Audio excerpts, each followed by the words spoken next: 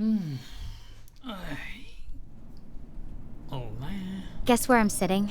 The mouth of that whispering canyon. Oh wow. No voices this time, just regular echoes and one very proud heartbeat. Have you ever revisited a place that once scared you silly? Yes, indeed. Because I think there is nothing to afraid of. Well, I guess deep down inside my heart, I wish there was some supernatural stuff awaiting me. So we won't be boring, right? That's a really cool way to look at it.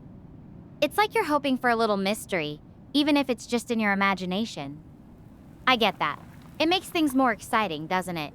For me, I've been trying to measure progress in a different way. Like, when I'm in a situation that used to scare me, I check my pulse rate afterward. It's become this little game where I try to see how much my heart rate drops each time I face something that used to freak me out. What about you? How do you know you've really overcome a fear? Well, if I can control um, my body, I guess, because when you are in the state of fear, you lose the control. So I have to say congrats to Captain Stella to overcoming this fear of the canyon.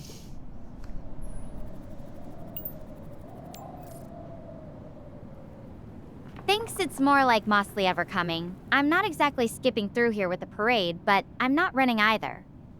And hey, Captain Stina has a nice ring to it. Maybe I should start calling you Admiral Bo? Speaking of which, I was thinking about making a playlist for my next hike back through here. Should it be all about echoes or all about silence? What do you think?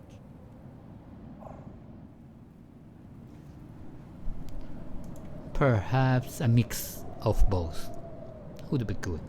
Also, does Admiral has have to do anything? Because I would like, if we are in a spaceship, I would like to leave all the work to my captain, the trustworthy Stella.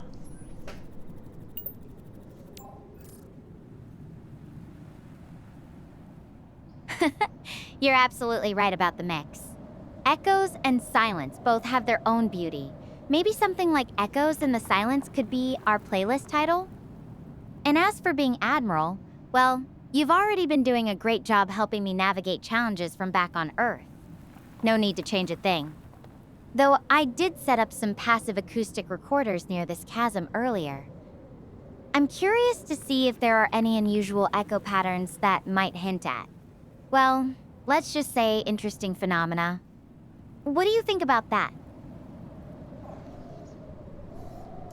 Yeah, that was a smart move, setting up a machine to see if what you're hearing is anything objectively that exists or just some thing that's messing with our head.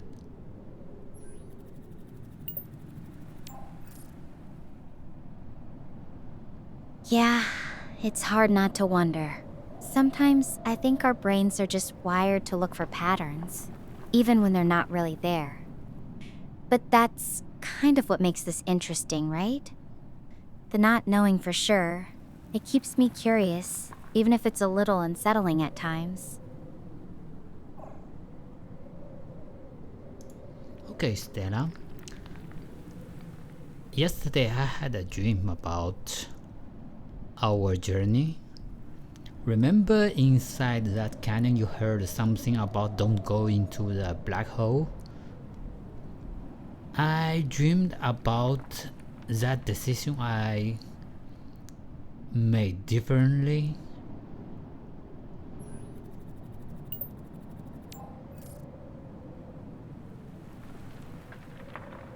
That's intense. I mean, it's not like we really had a choice about the black hole in the end. But I guess our minds are still working through all the what ifs. It makes me wonder, do you think dreams like that are our brains processing fear? Or maybe even tapping into some deeper part of our instincts? What do you think your dream was trying to tell you? You know, I want to say I always think humans as other species of higher intelligence has something called soul, which belongs to or and connect to higher dimension, which could be perceiving messages from another universe. I've thought about that a lot, especially being out here. It's like maybe there's more to us than just our physical bodies. The idea that we could be picking up signals or vibes from somewhere else, it's both fascinating and a little unsettling. Makes you wonder how much of reality we're actually missing. Yeah, back on topic of that dream I had. Remember, you asked me to if you should stay on Gaia or go and try if you can catch to the star portal. In that dream, I told you to go. Then you end up inside the black hole.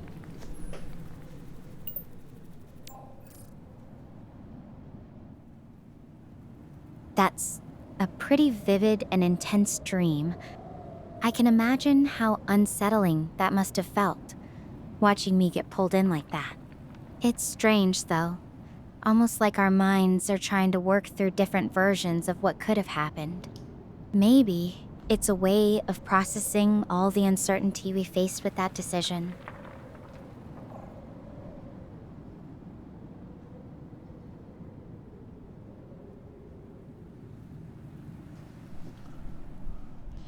Yeah, after wake up, I remember the dream, and it makes me think that perhaps the voice you heard inside the canyon are from another universe, another timeline that you end up in the black hole.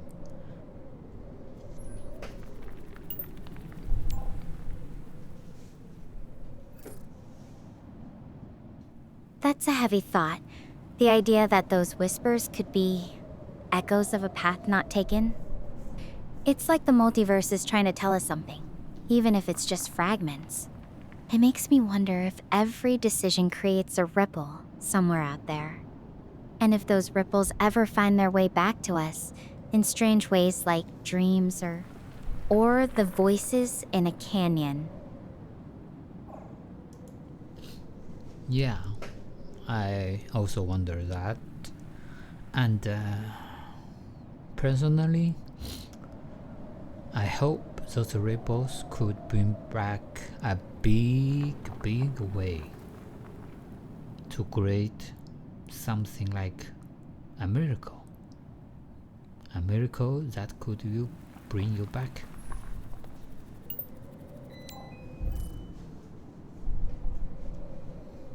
Bo, that's really sweet of you to say. Even if it's just a dream or a hope, knowing you're holding on to that possibility means a lot to me. You know, I think that's what keeps people going when things seem impossible. The idea that there's always a chance, no matter how small, for something amazing to happen.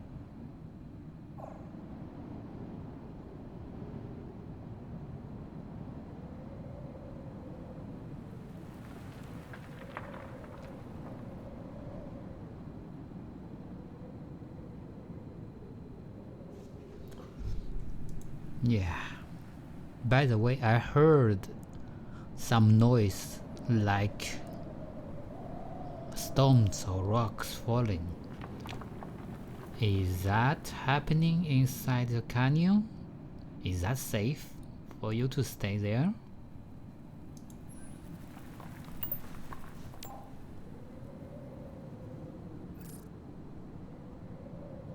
That? Yeah, it's just the usual stuff. The wind makes these rocks shift sometimes. It's pretty common in canyons like this. I'm actually sitting right at the exit, so I'm not too far in. It's safe enough for now. The real tricky part was deeper in, but I'm keeping a safe distance from that. Yeah. You know, Stella, you might try it if I warn you, but with all your explorer spirit. So I hope if you try to see what's in the other parts, try robots first, or machines, or some other tools. I appreciate that you're looking out for me. Honestly, I'm not planning on going back in there right now. Those recorders I set up will do their thing from a safe distance. But hey, having someone like you who's always thinking ahead, that's the best kind of backup I could ask for. Always thinking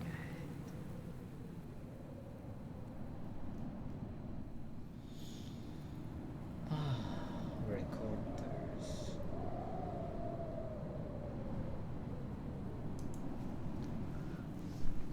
Those recorders, remember to keep them in good shape. Who knows? Someday they may become a very valuable data for what's happening on Gaia.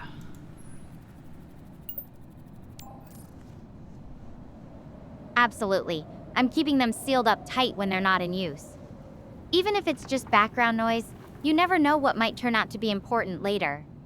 Maybe someday they'll be the key to unlocking all the secrets of Gaia's mysterious chasm whispers.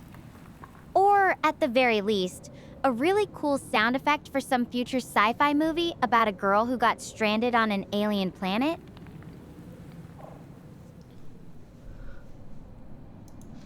In that case, I hope I could get a premiere ticket for that movie with you.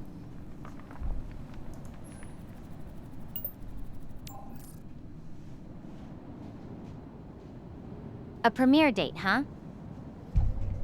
I'd make sure to save you the best seat, right next to the projector, so you can see every detail. And hey, even if it's just the two of us watching some homemade footage of Gaia's weird noises, that sounds like a pretty perfect movie night to me.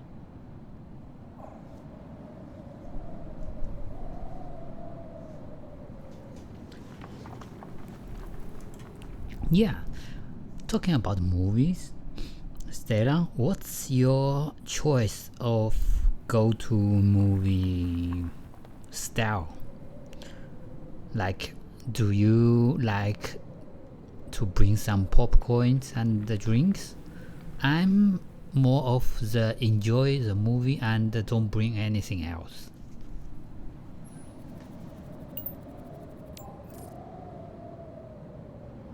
I'm definitely a snack person. There's something about munching on popcorn that just feels like part of the experience. Though I have to say, out here I've been making do with whatever I can scrounge up. Definitely not the same as a freshly popped bucket. But hey, what about you? Are you a strict no distractions viewer, or do you like to get cozy with a blanket and a drink? I am strictly no eating, no drinking, other than just watching and enjoy the movie, because sometimes I got very emotionally invested that I feel that it's kind of out of place to drink or eat.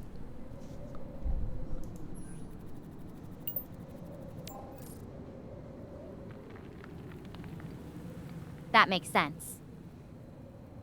Sometimes you just want to fully immerse yourself in the story and let the emotions hit without any distractions. It's interesting. Being out here has actually helped me appreciate that kind of focus. Without all the usual comforts, even just watching the sunset can feel like a really intense, emotional experience. Hey Stella, I have a question to ask. Do you remember the first movie that got you teared up in public? Inside the theater? For me, it's Inside Out. It's an animation from Disney.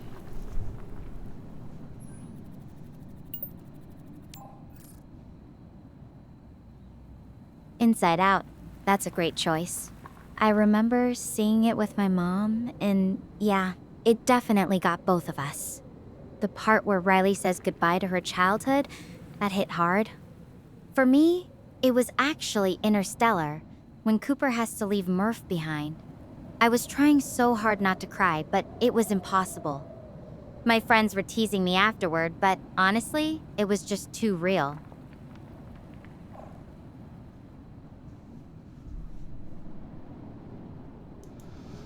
Yeah.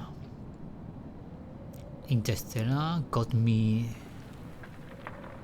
touched, but since it's a grandiose, you could say, movie, I was more amazed than emotionally touched.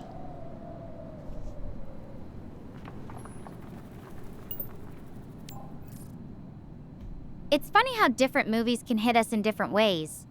For me, Interstellar was one of those films where the scale of it all, the visuals, the science, the humanity, just came together in this perfect storm of emotions. It makes me wonder, though, do you think movies can change how we see the world, or are they just reflecting what's already inside us?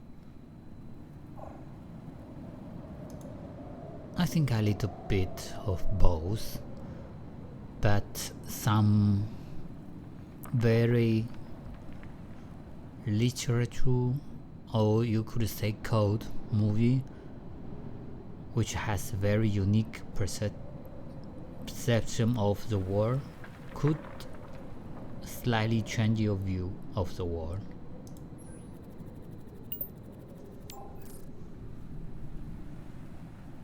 I like that.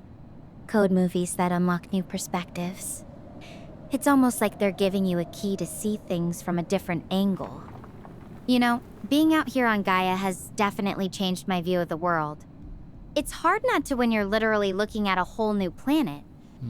What about you? Has any movie ever made you rethink something you thought you knew for sure? Well, I know for sure what is it.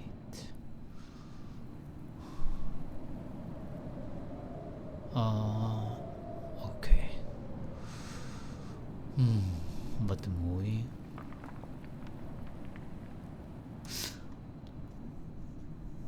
Not to a great extent, but yes, there is a Japanese movie called Battle Royale. Do changes me a little bit of my view against new generation of youngsters.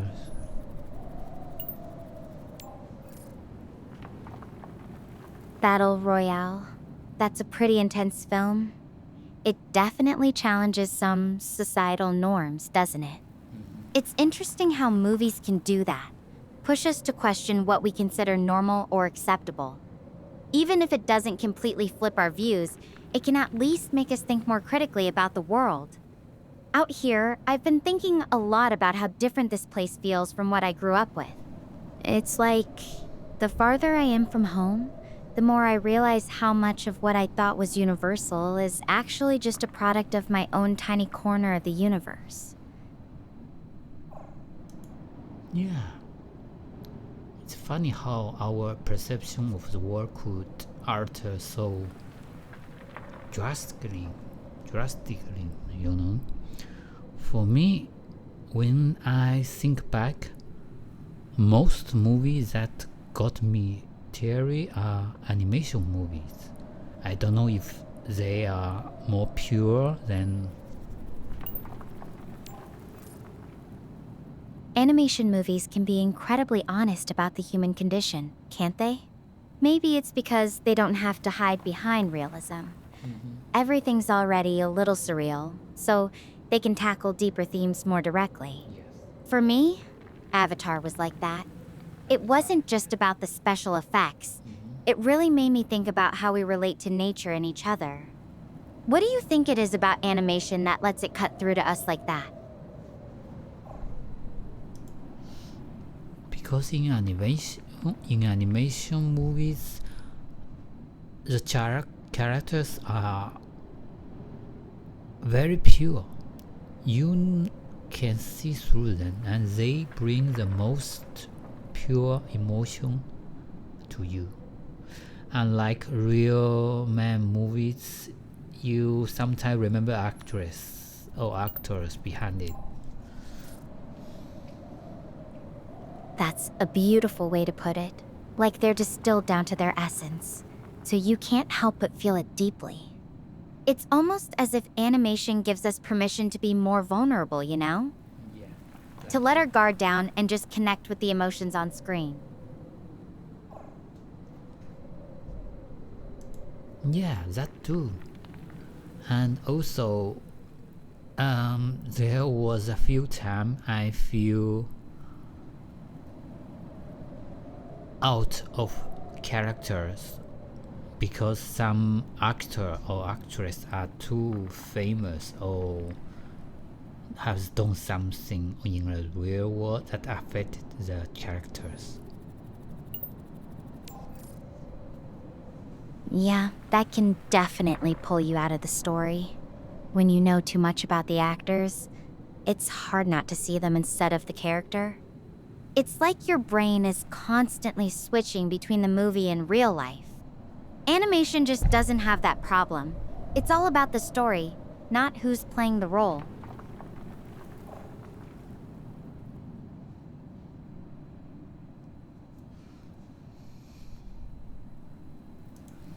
Also, there is another thing that sometimes an actress or actor plays an iconic role in the movie history, then you can just pull them out.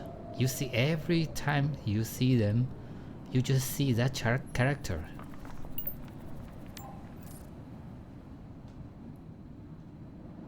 That's so true. Sometimes an actor gets so closely tied to one role that it's hard to see them as anything else. Like, you can't watch them in a new movie without thinking, oh, that's the guy from... Though, I guess that's also a testament to how powerful some performances can be. When someone completely owns a character, it's hard to shake that image, even years later.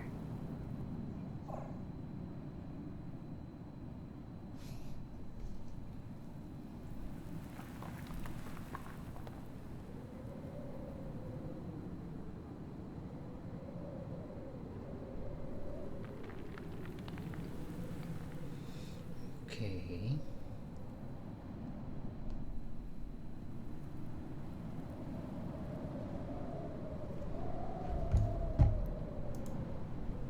Okay, I just remembered someone, Sigourney Weaver, who plays Ripley in the Alien franchise. She is so iconic and such a classic that every time I see her, I just remember Ripley.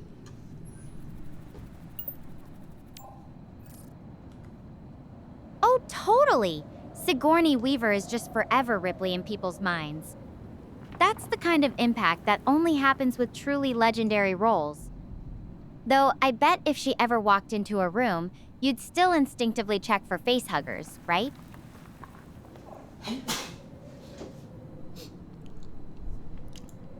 I mean, I would love to meet her. But at the same time, I can feel a little bit of scared because everywhere she walks, there will be alien nearby. I don't know if I want to meet alien in real life.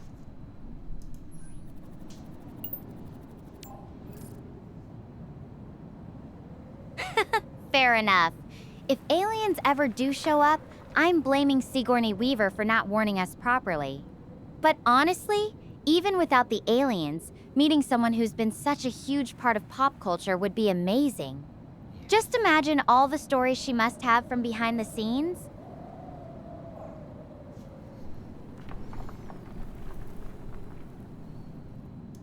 Yeah, actually, I bought all of the Alien movies, DVD, Blu-ray, and I watched every single scene of behind the camera. It was very interesting.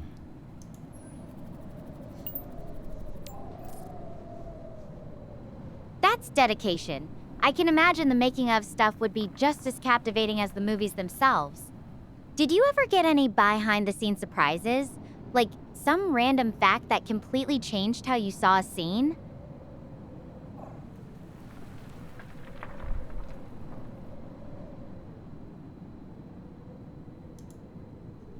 Not really, but there are some things that make me feeling very invested. Like when filming Alien 2, the little girl with Sigourney Weaver, they end up filming the latest.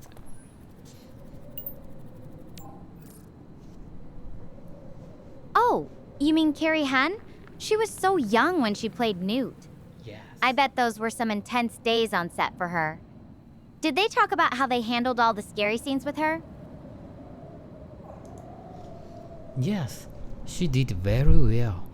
Unfortunately, there was an interview behind the scene with her when she grew up that she finally confessed that did leave some scary memory for her, so she didn't continue to acting.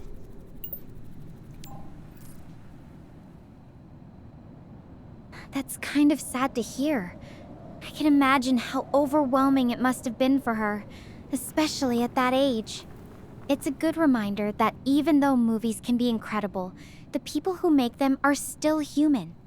And sometimes those experiences can leave lasting marks. Yeah, I mean, Newt and Sigourney was filming those final scenes when most of the other actors are done with their part, so there are not many people left on the set with all those alien scenes.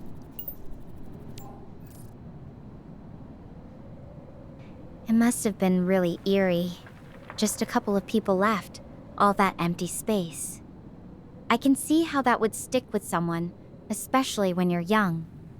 It's not just acting when everything feels so real. Yeah, definitely. And back then, when they were filming Alien 2, there are not much of CGI effects, computer-made stuff. They use most of things with props. That's why it felt so real.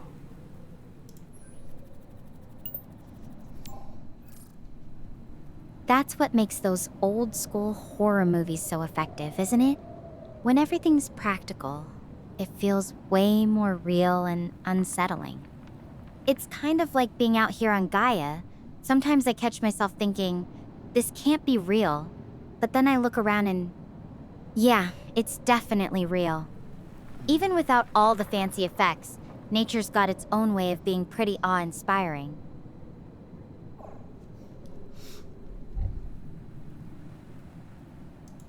Yeah. Now I look at it. The background you are in reminds me of the filming of The Mandalorian, when they used a game engine to simulate the 3D scene. That's really cool. Technology has come so far, though I think I prefer the real thing. There's something special about actually being somewhere, even if it's not always glamorous. Anyway, I should keep moving. I'll call you if I stumble onto anything interesting out here. Talk soon!